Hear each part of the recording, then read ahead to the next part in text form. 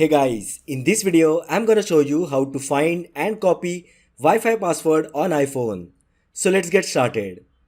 With the steps mentioned in the video, you can easily find and copy the password of the connected Wi-Fi network.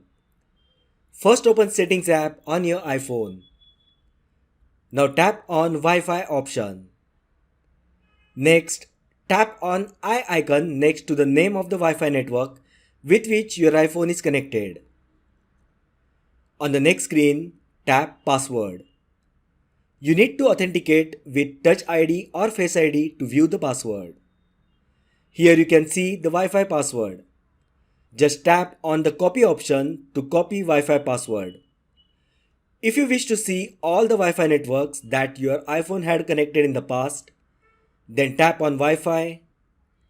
Then tap on Edit option at the top right side.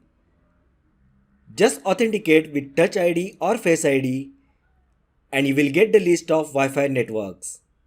Here as well you can tap on eye icon to view the passwords of any Wi-Fi networks. So that was all about how to find and copy Wi-Fi password on iPhone. If you find the video helpful, then like the video, share with your friends and subscribe to my channel. Thanks for watching and I will see you in the next video.